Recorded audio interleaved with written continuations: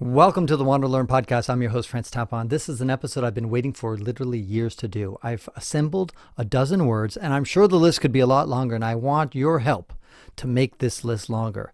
These are words or expressions that I just think we should banish from the English language, or at least use them correctly. Let's go through these dozen words. Tell me what you guys think, and then add your opinion for what words you think really drive you crazy. All right, let's start with two of them that are British-related issues that we have with the English language. And the first one is nonplussed. Now, when I say, oh, he was completely nonplussed, what does that mean to you? What do you think? If you're British, nonplussed means that you were confused. You were bewildered. You find it incomprehensible in some certain way. That's what nonplussed means, literally, if you look it up on a dictionary. But how do North Americans, especially Americans, use it? They use it as meaning, I'm unimpressed, I'm unmoved, which is a very different meaning. So therefore, don't use the word nonplussed, because in the end, you're going to confuse your audience. Number two, it's another Yankee and British problem that we have with the English language. It's the word mad. The British, the way they use mad is he went mad, or he was mad. That means they were crazy. They were insane. Versus in the American context, mad means what? Angry, right? Furious. Again, two different meanings. Now, theoretically, you could say, well, I'll use the word mad because he was both insane, crazy, as well as being furious and angry. So I'll just use the word mad because it captures all those particular meanings. Okay, fine. And maybe you can get away with that. But in general, don't use the word mad, because then it forces people to understand what is your context. Are you a British person? How do you mean this? So don't use the word mad in your verbal nor in your written communication. And I know it's very hard because Americans love to use the word mad. That made me so mad. British people are always scratching their heads. Oh, God. There they go again, those damn Yankees with their mad word. The British people will say, the way the Americans use mad makes me mad. In other words, makes me crazy. Here's another ambiguous word. Biweekly, bimonthly, biannually. Now, what do you think when you hear those words? So let's just take biweekly. What does that mean? Well, if you look up the dictionary, you'll see that biweekly can mean twice a week, but it can also mean every other week. Bimonthly, same thing. It could either mean twice a month or every other month. Literally, that's what they write in the dictionary, that they admit that this word, these words, by whatever, can go either way. And so therefore, don't say, subscribe to my biweekly newsletter, because people will just wonder, I have no idea what that really means. That could mean I'm going to get it twice a week, but it could also mean every other week. If it means every other week, use the British term, which is fortnight. That's what fortnight means, every other week. How about that? Those British guys, they invented our damn language, so maybe we should use it like they intended. Just thinking. I wish I spoke like a British accent. It would be so much cooler.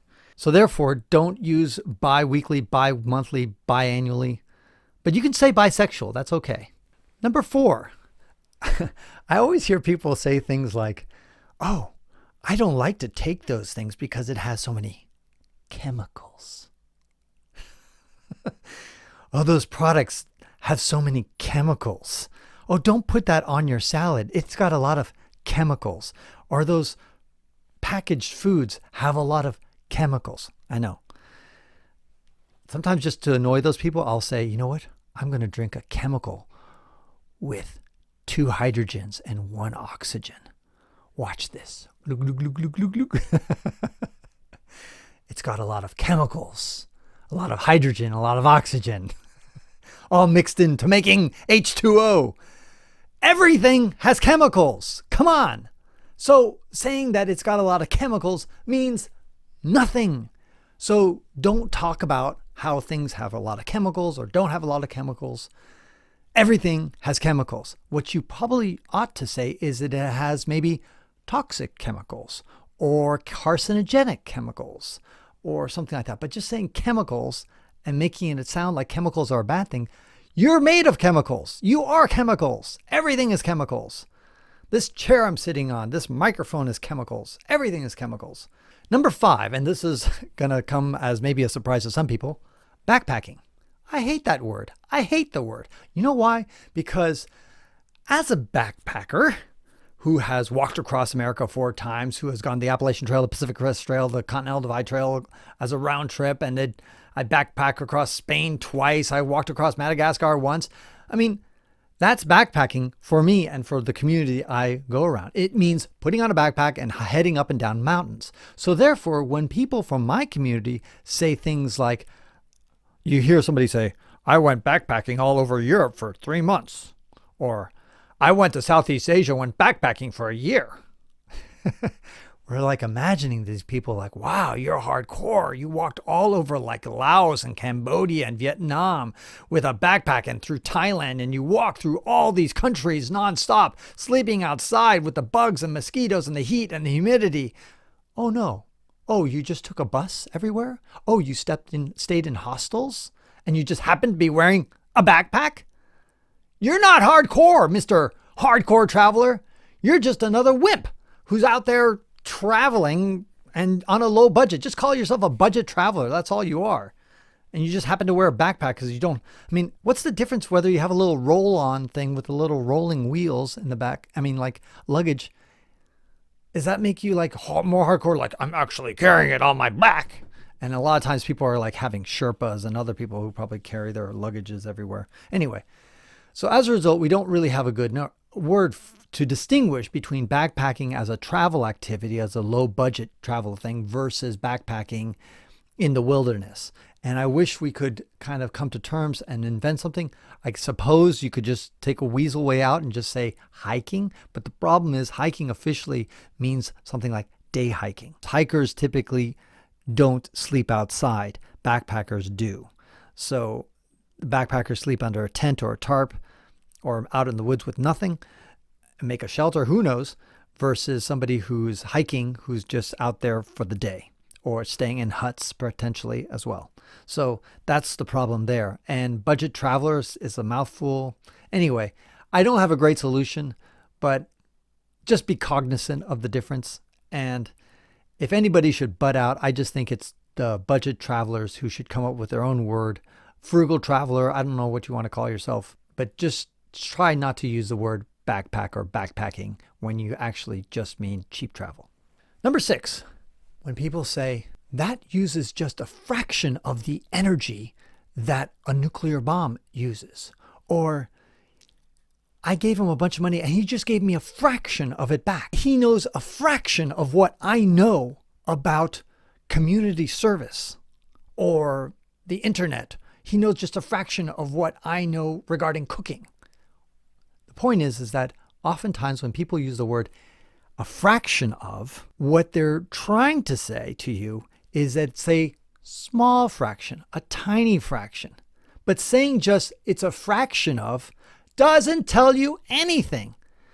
5/4 is a fraction of something, but it actually means more, right?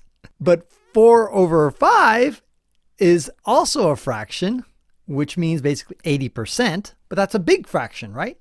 So just saying a fraction of something doesn't tell you anything. It doesn't put any context there. You need to know that it's a microscopic fraction. The United States spends a fraction of its GDP on education. Well, yeah, it spends a fraction of its GDP on the military. It spends a fraction of the GDP on Social Security. It spends a fraction of GDP on everything. Everything is a fraction of the GDP in the government budget. That's it. That's normal. But you got to specify, therefore, it's a small fraction. Oh, a fraction of it. Oh, so like 2/1, which is twice as much, right? Because that's a fraction. Number 7. This one is another irritating one. When people say, don't you judge me. Don't judge me. I'm not judgmental. Or I don't believe in judging people. Or don't you dare judge me. I wouldn't judge anybody about whatever they want to do. Anyway, the whole idea, this whole rubric of this idea that judging, that you don't do it or it's bad or we ought not to do it, etc. Stop. We all judge all the fucking time. Every single person judges. That's what Homo sapiens do. In fact, it's even more. That's what all primates do. And in fact, most animals do judging all the time. It's what we need to do in order to interpret the world is we're constantly judging. You are judging me right now as we speak this. You're judging the way I look, my intonation of my voice, my mannerisms, maybe the color of my skin, the look of my eyes. Who knows? You're constantly evaluating me. Judging is evaluating. It's coming to a decision. When you turn down an alley and you look and you see, oh my God, there's a guy with a knife. It's dripping with blood. And should I walk down that alley? You're judging him. You're judging him as a potential criminal, right? He hasn't done anything. He hasn't opened his mouth, but you're judging him. Meanwhile, somebody walks into the elevator. He's got a nice suit on with a tie. You judge him saying, okay, I should be safe here. He's not going to completely kill me. Of course, you could be wrong in your judgment, but you're judging. So the idea that we suspend judgment is impossible. You cannot not judge. The brain is wired to judge all the time. So don't say to people that you don't judge or that you shouldn't judge, because that is impossible. You're asking for the impossible. Instead, what you should do is be less critical of people, perhaps. Be more open-minded in your judgments. Be more accepting in your judgments. That's what you really mean. But to ask people or demand that you don't get judged, forget it. Or to claim that you don't judge is a lie. So don't make those claims. Everybody judges all the time, every second of the day. You're constantly judging when you're looking around and you're judging everything. So get over that thing. Another pet peeve of mine is proud. And this one is hard to be succinct about this. But so many people are proud of certain things that they can't control. For example, I am proud to be a woman. I'm proud to be a man. I'm proud to be black. I'm proud to be white. I'm proud to be an Asian American. I'm proud to be tall. I'm proud to be short. None of these things you should be proud of. Not one of those things did you do anything to affect your outcome. The color of your skin, the height that you are, the gender that you are, unless, of course, you're transgender and you went through a change and you say, okay, I took hormone therapy, got a sex change operation, so therefore I'm proud to be a man. Okay, great. You could actually say that. Similarly, I'm proud to be American. Yeah, I'm American. Proud. Were you born in America? Yeah, you bet I was. Well, guess what? You shouldn't be proud of that because you didn't do anything to become an American. You were just born and they gave you a citizenship as birthright. Now, if you were somebody who came from Africa or who came from Asia, then of course you come to America and you get your citizenship, then yes, you can be proud to be an American. I could be proud to be Hungarian if I actually went to Hungary, lived there for 10 years, learned the Hungarian language and got my Hungarian passport, maybe married a Hungarian, who knows? Then fine. Then I could say, okay, I'm proud to be a Hungarian, but I cannot be proud to be American. I cannot be proud to be a French person or a Chilean person because my mom is from Chile, my dad's French, and I was born in the United States. I can't be proud of any of those. I'm not saying you shouldn't be proud of anything. So for example, you graduated from college. Go ahead, be proud of that. You ran a marathon. Be proud of that. You got a raise. You got a great job. All these things, there's lots of things to be proud of. But before you say, I'm proud of X, ask yourself, did I do anything in order to earn that? You can be proud of your wife. You could probably even be proud of your kids too, right? Because you kind of help mold them, sort of, right? I can't say that I'm proud of Bill Gates. I had nothing to do with Bill Gates. I'm proud that Bill Gates is American. It doesn't make any sense.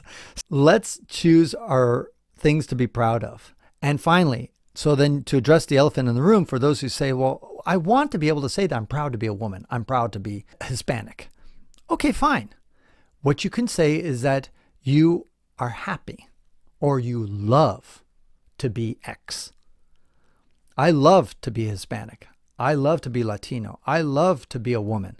I'm happy that I'm a woman. I'm happy to be tall or short or whatever. But proud? Shouldn't be proud of something you did not earn, that you did not try to get. Another saying that drives me crazy is giving 110%. And this came, I guess it was in the 80s or 90s or something like that. I think when athletes started going on TV and saying like, yeah, coach, I give 110%. I'm like, every time I go on the field, I'm giving 110%. And then finally, it's like 10 years later, it's like, I give 120%. I give 150%. And then another decade later, it's like, I give 200%. Stop. You cannot give more than 100%, period. 100% is your max capacity. I understand the idea of giving 110% or 200%. It's going beyond what you think you're capable of. Well, here's the reality, is that when you think you're giving 100%, you're actually only giving 90% or maybe 80% or maybe 95%. And almost nobody actually gets to that 100%, except for maybe people who set world records and they really push their body to the absolute limit or push their mind to an absolute limit, or they work so hard at their startup company and they work 18-hour days for 18 months. That is giving 100% of yourself to something. But it's impossible to give more than 100% of yourself. And don't delude yourself. I suppose the only way that you could give more than 100% is that you genetically engineer yourself, or you use cyborg traits in order to expand your mind, or put your Neuralink headset on and go beyond your capability. But toss that phrase, giving more than 100%, out of your vocabulary. Another pet peeve of mine is geopolitical. Oh, God. Okay, can you guys tell me when something that is political is not related to geography? I mean, geopolitical for me is just a snooty little word to make somebody sound smart, when all they really need to say is political. When somebody says it's in China's geopolitical interest, well, why don't you just say political interest? Geopolitical. What the hell? Geopolitical? No, it's not in China's geopolitical interest. It's just in China's political interest. Biden made a geopolitical decision. No, it was a political decision. And he took into account geography, which, by the way, any politician who's smart should take into account geography when making their political decisions. So the whole term of geopolitical, geopolitics, that's another one. God, geopolitics? It's just politics. Geopolitical to me is just a highfalutin word to make people sound smart, when in the end, all they could need to say is political. And here is, again, my 11th word that drives me crazy. There are actually two of them. It's Asian and American, not the two together necessarily. I suppose you could have a problem with that as well. But so when I was a little kid, people who we used to call Asians, nowadays, we would call them Orientals. Somewhere along the line, the political thought police said that Oriental is bad and we can't call people Oriental. Fine. So what do we call them? Asians. Okay. So when I say to somebody, hey, I had some great Asian cuisine. Oh, yeah, really? What did you had? I had stuff from Saudi Arabia. What? Saudi food? Asian? What? Oh, yeah. Oh, I met this great Asian guy. He's so cool. Oh, yeah. Where's he from? He's from Israel. Yeah. Or the Asian languages are so complicated. Yeah, absolutely. I agree with you. Yeah. Have you ever tried to learn Farsi? Farsi, like the language in Iran? But they're not Asian. Oh, yeah. Where are they? Are they in Europe? Are they in Africa? What continent are they on? Oh, they're in Asia. What about Uzbekistan? That's Asian too. Oh, yeah, Central Asian. What about Bahrain or Kuwait or Lebanon or Palestine? Asian areas, guys. Jordan is Asian.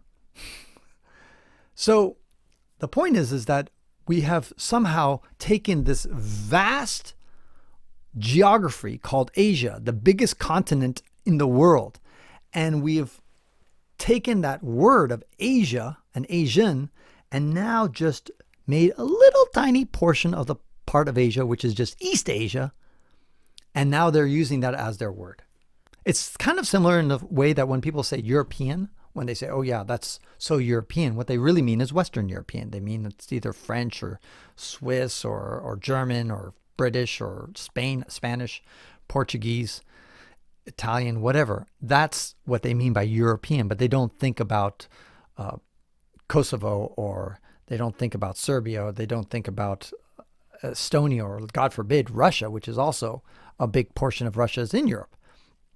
So that's a bungled word, but luckily, usually when people say European, it is fairly broad. But Asian, not at all. It's just East Asian when we use the term Asian, and that brings me to the other word, American, which I think Americans should be called Yankees because we don't have a word to describe all the Americas. People from Brazil should be called Americans. People from Panama are Americans. People from Chile are Americans.